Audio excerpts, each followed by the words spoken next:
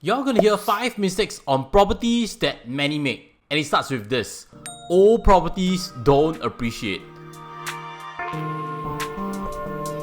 Now, I've actually done this previous video. Is it true that properties past 15 years have very little headroom for growth? Check it out on links above, and today I've actually new data to show you, which starts with this old condo in East Coast.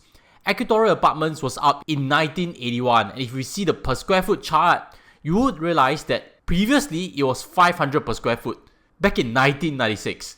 Today, it's close to $1,750 per square foot. They are not the only ones. It's actually easy to find data of many other old properties who have appreciated in value, like this summary by Stack Homes over here. Some of these properties listed are the oldest in Singapore, and they're actually more than 50 years old. If you look at the graph, you would see that in the last 5 years, they have all appreciated, correct? Now, I know what you may be thinking. In the second column of their tenure, everybody is freehold. Maybe only freehold condos can appreciate even if they are old. To debunk that, I've actually another example in East Coast, which is on a 99-year lease that has still seen price appreciation. Introducing to you Neptune Court, built up in 1976, and is almost also 50 years old. So the question we need to ask is, Bala curve lease decay is true, but is it exaggerated? The second question is this pitch that old properties don't appreciate purely driven to sell new launches or not? Think about it, and let's move on to the second mistake that many make, which is freehold is sure to make money. Now, just now I mentioned about an East Coast freehold project, Accrued Apartments, and I've given you a chart. But right now, I'd like you to focus on the periods in 1996 to 2006. What do we see in this price plot? Zero appreciation in that 10-year period, correct? And the question must be, why so? You know, in 1996, Singapore had a property bubble. That was a period of Asian financial crisis, and prices quite obviously ran above their fundamentals. For someone who has invested in 1996 because of the hype, waiting 10 years, they would still not have made profits. In comparison, keeping these monies in CPF OA for 10 years, there will easily be 30% guaranteed returns already. I've also done previous videos such as this, which I'll leave in the links above, of freehold projects losing 6 figures. The project mentioned is STARR RV, which is actually not too old a project.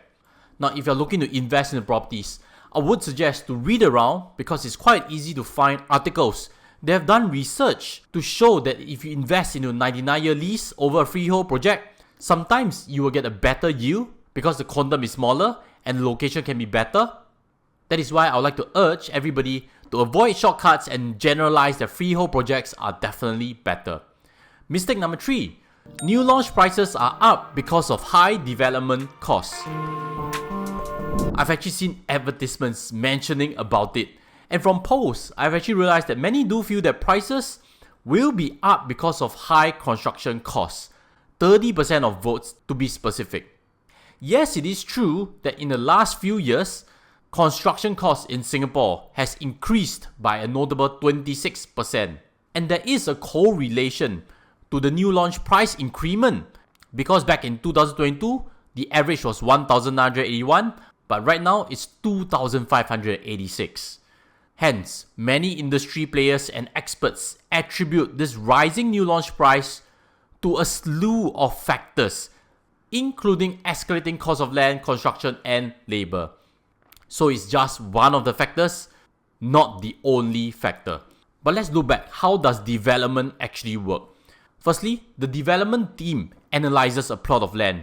If the total land acquisition cost is 1,500 per square foot, the next thing they'll need to do is to estimate what is the future demand that they can possibly sell their units at. If the development charge is 700 per square foot, and if a margin is targeted at 300 per square foot, which is around 10 to 20%, as long as there's a good chance to sell the project at least 2,500 to factor in the development charge and margin, then the development team would likely bid for this at 1,500. But if the development charge actually drops to $400 per square foot, do note developers are not going to sell you the condo at 2,200 instead of 2,500 and pass you the savings. It does not work like that. The developer takes the risk and hence keeps the spread in terms of profits. And if the development charge rises to 1,000 per square foot, ideally the developer will need to sell at 2,800 to maintain their margins, correct? But what if the market does not absorb it? Then they'll still have to reduce the price back to the 2,500 that people are willing to pay. So what actually happened in the past for developers is that many of them used to land bank and take their time to develop or sell only when they reach a targeted price. If they don't make 10 to 20%, they will hold on to it. Or if they've already made some profits, they will keep some units and mark up the prices until a big fish comes to pay them top dollar. That is why government in the last 10 years has this ABSD remission charge on them to enforce that developers must sell their units within 5 years of development or face penalties. It is also a reason why many developers have moved abroad for construction and many developers' share price have been floundering. So again, it really depends on how much people are willing to pay more than just the construction costs. And conversely, when people are unwilling to pay, there will likely be a price cut. And that's what will happen in down cycles. Right now, there are actually some projects with many unsold units. Watch out for them. Mistake number 4, interest cost. In the previous video, I've actually analyzed on rental yield for Normanton Park. I've actually used a 3-bedroom unit and presented the yield based on 5,000 rent and $2.32 million purchasing price. Because $5,000 is gross rent, I've suggested to calculate based on a net rent. There is conservancy charges, there are property taxes, and the net rent may be around $4,500. Then to be prudent, we will input 11 months of rental collected because there's agent costs and there's waiting period, correct? Sometimes tenants are only ready to start after a few weeks later, and therefore we will use 4,500 times 11 months, which is $49,500 in terms of annual net rent. Using 49,500 over 2.32 million, that will give an unlevered yield of 2.13% only. When it comes to analyzing properties in the REIT space, this is also known as a cap rate, net operating income over market value of the asset. And when this rate is lower than your borrowing costs, leverage actually hurts the yield. You pay 2.9% to borrow to invest a bigger amount just to earn 2.13%. And what's usually confusing based on the comment sections is that many assume we should use 49,500 over the capital invested only, which is 25% of the property price, $580,000. That will give a yield of 8.5%. Actually, that is incorrect. Because when you have a mortgage, you have interest costs. And we can actually get out a specific number for this scenario, which works out to be $4,205 worth of interest costs for a loan size of 1.74 million at 2.9% stretching for 25 years. So how do you actually calculate leverage yield? We should use 4,500, which is the net rent income, and less away interest costs, which is $4,205, and this will give us only $295 per month. I think it's dangerous also to assume that you can invest into a residential property and assume that the price will appreciate in the next 5 years, 10 years. We've already discovered that there are possibilities that in a 5-10 year time frame even, some properties do not appreciate in value. The main takeaway of what is unfavorable in this equation is actually the purchasing price. Maybe Normanton Park is a new launch, so let's change the equation again. For an older resale that maybe you can purchase when markets are a bit cooler, so let's change the simulation to $5,000 per month in terms of rent, but purchasing price at only $1.6 million. Using the same calculation, 49,500 in terms of annual net rent over $1.6 million, that would be a 3.1% unlevered yield or cap rate. If the interest cost is 2.9%, then what we've learned is actually your yield will start to increase. So let me give you some actual figures. Again, if you're confused, leave in the comment sections. I'll try to help you answer them. And as always, if you benefited already, smash on like, smash on subscribe, and stay tuned on this channel for more good content. Now let's change the equation slightly to incorporate what if interest cost drops, correct? Because in previous years, people did indeed make a lot of money when interest cost was much lower. I'd like to show you how it's actually done. Let's change the equation now from 2.9%, which costs 2,900 in terms of interest costs, to 1.9%, which costs only 1,900 per month in terms of interest costs. How does net yield actually improve? We would now use 4,500 per month in terms of net rent and less away interest costs of 1,900 to get a per month net income of $2,600.